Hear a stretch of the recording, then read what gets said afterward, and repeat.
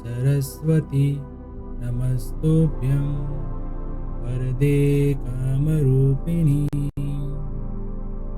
विद्यारम्भं करिष्यामि सिद्धिर्भवतु मे सदा।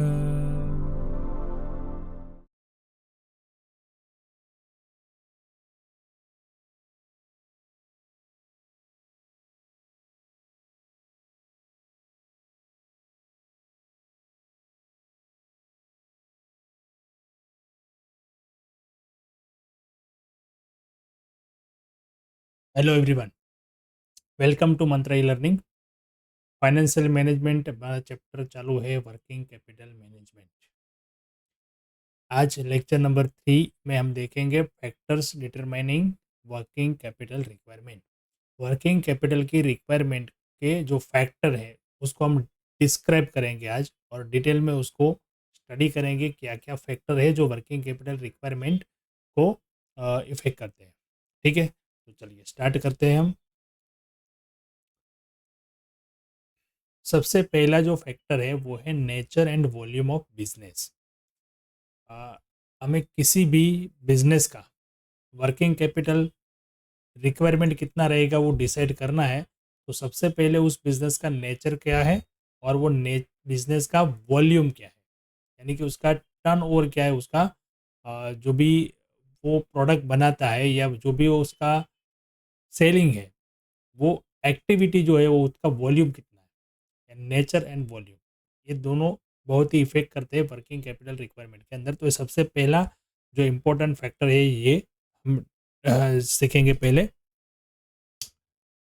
जैसे मैन्युफैक्चरिंग एक्टिविटी कोई भी वो होता है, यानी कि मैन्युफैक्चरिंग बिजनेस का नेचर हो सकता है, सर्विस का बिजनेस का नेचर हो सकता है, या फिर ट्रेडिंग का हो सकता है।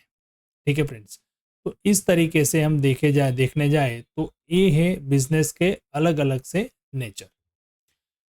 जैसे मान लो कि मैन्युफैक्चरिंग जहाँ पे एक्टिविटी हो रही है वहाँ पे उसको जो प्रोडक्ट साइकिल जो है वो ध्यान में रखना पड़ता है। प्रोडक्ट साइकिल का मतलब हुआ कि सबसे पहले रॉ मटेरियल आता है, रॉ मटेरियल आने के बाद प्रोडक्शन डिपार्टमेंट में जाता है, प्रोडक्शन डिपार्टमेंट में उसके ऊपर प्रोसेस होती है, प्रोसेस होके फिर फिनिश गुड्स में कन्वर्ट होता है, फिनिश गुड्स में कन्वर्ट होने के बाद फिर वो जाता है सेल्स, सेल्स होने के बाद क्रेडिट सेल होता है, फिर उसको जब कलेक्शन मिलता है डेटर से तब वो फिर कैश में कन्वर्ट होता है। तो इसका जो पूरा साइकिल है ये होता है प्रोडक्ट साइकिल। जैसे रॉ मटेरियल आया उसके बाद कितने दिन में वो प्रोडक्शन डिपार्टमेंट में गया, प्रोडक्शन में कितना टाइम लगा, फिर सेल्स में कितना टाइम लगा, फिर कलेक्शन आने में कितना टाइम लगा। तो उस हिसाब से वर्किंग कैपिटल की रिक्वायरमेंट रहती है। हमें कितना स्टॉक रखना पड़ेगा वर्क रॉ मटेरियल का, वो सब यहाँ पे हमें देखना पड़ता है।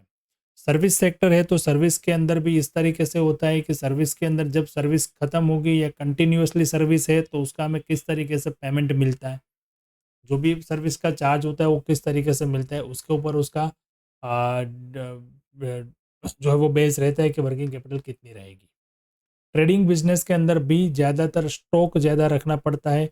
कई चीज़ें ऐसी होती है कि जो डेड हो जाती है, बराबर, जो मार्केट में नहीं सेल होती है, यानी कि फैशंस के अंदर जो होता है उस टाइप में अंदर होता है ऐसा कि भाई कोई गारमेंट का जो ट्रेडिंग करता है, जो कपड़ों का व्यापारी है, तो उसके बाद क्या होता है, तो उसको अलग अलग से हर तरह के कस्टमर आते हैं तो हर तरह का उसको स्टॉक रखना पड़ता है।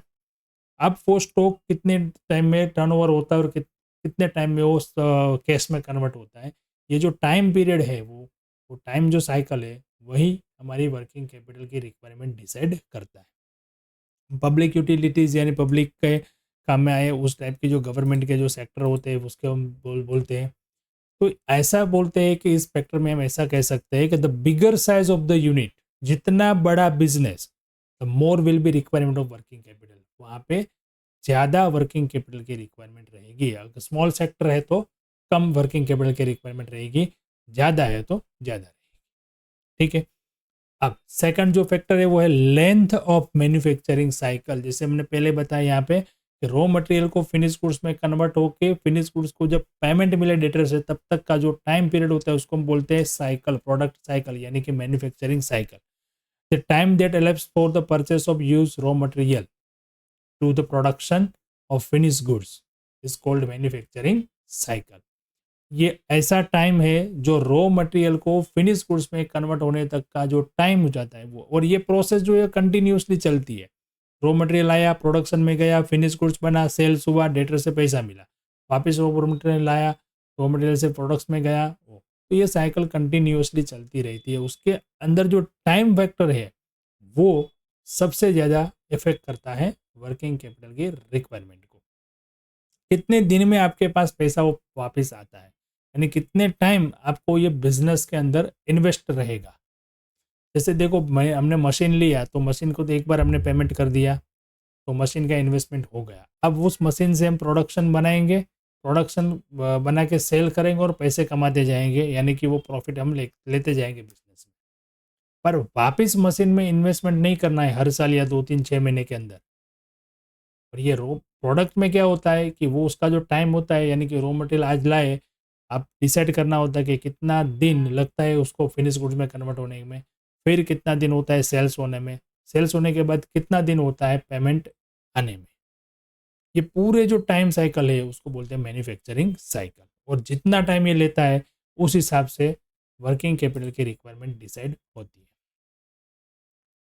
जैसे यहाँ पे हम समझ सकते हैं कि ये साइकिल के अंदर जितना टाइम ज़्यादा लगेगा उतनी वर्किंग कैपिटल ज़्यादा लगेगी, यानी कि longer manufacturing cycle required larger amount of working capital because the funds gets locked up in production process. जो पैसा होता है हमारा वो कहाँ पे लॉक्ड हो जाता है, प्रोडक्शन प्रोसेस में लॉक्ड हो जाता है। इसलिए जैसे लंबा समय जो लगता है प्रोडक्शन प्रोसेस में, वहाँ पे हमें ज़्यादा वर्किंग कैपिटल की रिक्वायरमेंट रहती है। यानी first should made best alternative for manufacturing cycle from the all alternatives. तो हमें क्या करना पड़ेगा, तो हमें पता चल गया कि भाई हमें वर्किंग कैपिटल रिक्वायर करने के लिए अगर लंबा टाइम लगेगा तो ज़्यादा लगेगा वर्किंग कैपिटल, बराबर, फंड ज़्यादा यहाँ पे हमें चाहिए, तो हमें क्या करना है, जितने भी अल्टरनेटिव ऑप्शंस है कि जिसमें कम से कम प्रोडक्शन में समय लगे वो हमें चॉइस करना है। Third one is the business fluctuation. Third one factor of working capital is a business fluctuation. जी, फ्लक्चुएशन का मतलब होता है उतार चढ़ाव। तो बिजनेस के अंदर जितने भी चेंजेस आते हैं, अप डाउन आते हैं, इकोनॉमिक कंडीशन की, इकोनॉमिक एक्टिविटी के हिसाब से कंट्री के अंदर भी कुछ ना कुछ होता है या स्टेट के अंदर कुछ ना कुछ होता है, तो वो बिजनेस को कहीं ना कहीं इफेक्ट करता है। तो ये जितने भी उतार चढ़ाव आते हैं वो भी हमें ध्यान में रखना पड़ता है, और उसी के हिसाब से हमारी वर्किंग कैपिटल रिक्वायरमेंट डिसाइड होती है। जैसे change made due to ups and downs of economic activities as a whole in the country as a whole, बराबर। Two types of business cycle fluctuation हमें दिखाई पड़ती है। इस तरीके से हम बोल सकते हैं कि यहाँ पे दो टाइप की बिजनेस फ्लक्चुएशन है। The first one is a seasonal fluctuation, then second one is a cyclical fluctuation. अब दोनों को समझते हैं, सीजनल फ्लक्चुएशन क्या होती है और साइक्लिकल फ्लक्चुएशन क्या होती है। तो सीजनल फ्लक्चुएशन जो होती है वो होती है प्रोडक्ट मैन्युफैक्चर। जैसे हम इंडिया की जब हम एटमॉस्फेयर की बात करें तो यहाँ पे हमारे 3 जो अलग अलग से सीजन आती है, ठीक है, समर, विंटर, मानसून। तो उस हिसाब से कुछ प्रोडक्ट की डिमांड एकदम बढ़ जाती है और कुछ प्रोडक्ट की डिमांड एकदम कम हो जाती है। तो यहाँ पे ऐसे प्रोडक्ट बनाने वाली जो कंपनीज होती है उसको ये सीजनल फ्लक्चुएशन इफेक्ट करती है। मतलब कि विंटर चलता है तो वहाँ पे हमें जो है वो स्वेटर वगैरह की डिमांड ज़्यादा रहती है, तो ऐसी कंपनी के अंदर वह तब डिमांड रहेगी, तब सेल्स होगा और तब कंपनी को पैसा मिलेगा। बट उसका मैन्युफैक्चरिंग तो उसको पहले से करना पड़ेगा। ऐसा तो नहीं विंटर चालू हो तब वो मैन्युफैक्चरिंग चालू करेगा, तो मैन्युफैक्चरिंग अभी चालू करेगा तो फिर सेल्स कब करेगा। तो उसको विंटर के अलावा की दो जो सीज़न होती है तब तक उसका जो भी प्रोडक्ट होता है उसके अंदर उसका इन्वेस्टमेंट वहाँ पे ब्लॉक्ड हो जाता है, क्योंकि उसको प्रोडक्ट तैयार कर करके रखनी पड़ती है। क्यों? सीजन की राह देख, फिर सीजन के अंदर वो सब सारा स्टॉक खत्म, तब जाके उसको पैसा वापस मिलेगा जो उसके अंदर उसको इन्वेस्ट किया। साइकिलिकल फ्लक्चुएशन में ये होता है प्रॉस्पेरिटी एंड डेप्रिसिएशन, हम बोलते हैं तेजी मंदी। जैसे मार्केट में बहुत ही अच्छा फाइनेंशियल सिस्टम चल रहा है तो फिर वहाँ पे ज़्यादा सेल्स होगा, लोग भी ज़्यादा परचेस करेंगे, लोगों की परचेस पावर जो होती है वो बढ़ जाती है। तो वहाँ पे डिमांड ज़्यादा रहती है तो मैन्युफैक्चरिंग ज़्यादा होता है, मैन्युफैक्चरिंग ज़्यादा होता है और सेल्स भी ज़्यादा होता है, तो सेल्स ज़्यादा होता है तो पैसे भी जल्दी वापस आते हैं, वहाँ पे कम रिक्वायरमेंट रहती है। बट वही डिप्रेशन में हम जाए, मतलब कि मंदी के सीज़न में हम जाए, तो कोई ज़रूरत के अलावा ही कोई अलग से खर्चा करेगा, ज़रूरत है उतना ही खर्चा करेगा, ज़्यादा करेंगे नहीं। तब क्या होगा, तो अब ऐसी जो चीज़ें हैं वो वाले जो बिजनेस होते हैं उसको उसका स्टॉक पड़ा रहेगा। तो ये दो टाइप की हमने फ्लक्चुएशन देखी, उस हिसाब से हमें वर्किंग कैपिटल की रिक्वायरमेंट डिसाइड करने में ये इफेक्ट करते हैं, वो हमें ध्यान में रखना है। And the fourth one is production policy. Company की प्रोडक्शन पॉलिसी क्या है वो भी यहाँ पे डिसाइड करना पड़ता है हमें। Best for when demand of product is regular and constant. Constant production policy एक होती है जो होती है best for when demand of product is regular and constant. जब ऐसी प्रोडक्ट होती है जिसकी डिमांड रेगुलर और कॉन्स्टेंटली रहती है तो इसको बोलते हैं कांस्टेंट प्रोडक्शन पॉलिसी। जैसे एग्जांपल में दूं आपको, तो आयरन और सीमेंट की जो डिमांड है वो रेगुलरली रहती है, क्योंकि कंस्ट्रक्शन वर्क कभी बंद नहीं होता, वो कंटिन्यूसली चालू ही रहता है। तो ऐसी जो प्रोडक्ट है उसकी जो प्रोडक्शन पॉलिसी होती है वो क्या होती है, कांस्टेंट होती है। उसको कभी उतार चढ़ाव आता नहीं, कॉन्स्टेंटली उसको प्रोडक्शन करते ही जाना है। क्यों? क्योंकि उसका स्टॉक पड़ा ही नहीं रहेगा, उसको पता ही है कि वो जाने वाला है, सेल्स ही होने वाला है। If the demand of production is seasonal, this policy increase the level of inventory and blocked working capital more. अब इस पॉलिसी के अंदर एक ये भी होता है कि अगर डिमांड जो है प्रोडक्ट की अगर सीजनल होती है तो फिर ये पॉलिसी के अंदर क्या होता है, लेवल ऑफ इन्वेंट्री इंक्रीज। अब प्रोडक्शन पॉलिसी कांस्टेंट रखनी है, प्रोडक्शन करते ही जाना है, हमें डिमांड कितना है वगैरह वो नहीं देखना है, प्रोडक्शन करते ही रहना है, करते रहना है। जैसे वो सीमेंट का बिजनेस बोला मैंने, सीमेंट की इंडस्ट्रीज बोली, आयरन की इंडस्ट्रीज बोली, उसमें तो स्टील की इंडस्ट्रीज, उसमें तो ये रहता ही है। बट कोई अगर उसकी पॉलिसी को हम फॉलो करते हैं फिर वो ये हो जाता है कि इसके अंदर ये अगर जो प्रोडक्ट है उसकी डिमांड जो है सीजनल हो जाती है तो फिर ये पॉलिसी वहाँ पे काम आएगी नहीं। क्यों? क्योंकि इसके अंदर प्रोडक्शन जो प्रोडक्ट जो है वो आपका पड़ा रहेगा, जब उसकी सीजन आएगी तब सेल होगा, तब तक आपका जो स्टॉक है उसके अंदर आपका पैसा ब्लॉक हो जाएगा। Varying production policy second policy ये है। और ये पॉलिसी क्या कहती है, it can reduce the requirement of working capital by the adjusting the structure of production to the change of demand. ये पॉलिसी के अंदर हम जैसी डिमांड होगी वैसे प्रोडक्शन करेंगे, तो ये जो पॉलिसी जो है ये पॉलिसी वर्किंग कैपिटल की जो रिक्वायरमेंट होती है वो कम करती है। ठीक है। Credit policy second one is a credit policy. Number 5 जो है वो क्रेडिट पॉलिसी। क्या होती है क्रेडिट पॉलिसी? तो जब हम कस्टमर को सेल करते हैं तो उसको क्रेडिट पे सेल करते हैं और कैश में भी सेल करते हैं। कैश में सेल करते हैं कोई दिक्कत नहीं है, उतना वर्किंग कैपिटल हमारे पास तुरंत आ गया।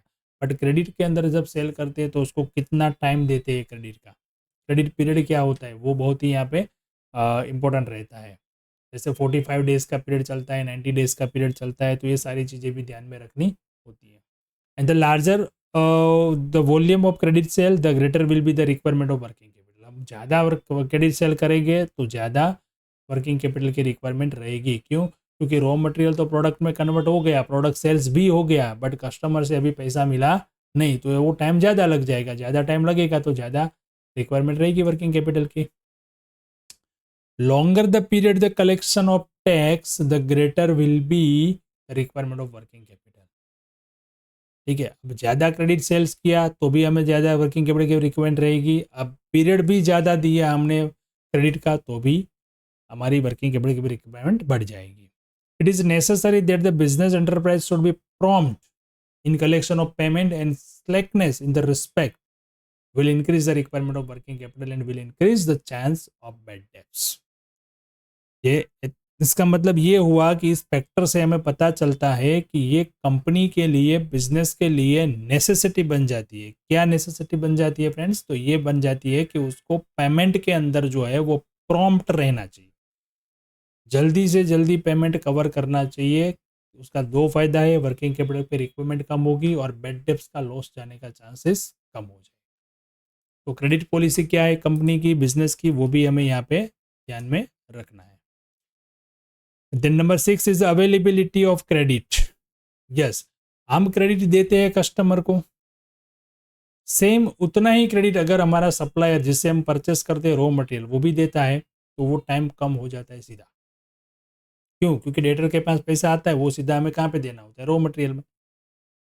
तो अगर मेरा डेटर्स को मैं 45 डेज का पेमेंट का टर्म्स देता हूँ और सप्लायर भी मुझे 45 टर्म का देता है, तो वो दोनों टाइम वहाँ पे एक सा हो जाता है, तो उसी हिसाब से वर्किंग कैपिटल की रिक्वायरमेंट रहती है। बट मैं कस्टमर को देता हूँ 45 डेज का पीरियड का टाइम, यानी कि क्रेडिट पॉलिसी मेरी 45 डेज है, और जहाँ से मैं सप्लाई यानी कि मैं माल खरीद रहा हूँ, जो रॉ मटेरियल मुझे प्रोवाइड करता है वो मुझे क्रेडिट ही नहीं देता है, मुझे कैश में ही लाना पड़ता है, तो क्या होगा, पैसा वहाँ पे देना पड़ेगा, यानी वर्किंग कैपिटल रिक्वायरमेंट ज़्यादा रहेगी। अगर वो मुझे 20 दिन का भी क्रेडिट देता है तो फिर मेरा 20 दिन का क्रेडिट और यहाँ पे 45 डेज का पीरियड, तो वहाँ पे भी कैपिटल की रिक्वायरमेंट ज़्यादा रहेगी। तो ये सब चीज़ें मैटर करती है। The larger the volume of credit purchase the smaller will be the requirement of working capital. देखो सेल से एकदम ये विरुद्ध में है, ऑपोजिट में है। ज़्यादा क्रेडिट परचेज करेंगे तो वर्किंग कैपिटल की रिक्वायरमेंट कैसे रहेगी, कम रहेगी। दूसरा, length of the credit policy, credit period का लेंथ जो है ज़्यादा है तो वर्किंग कैपिटल की रिक्वायरमेंट कम रहेगी।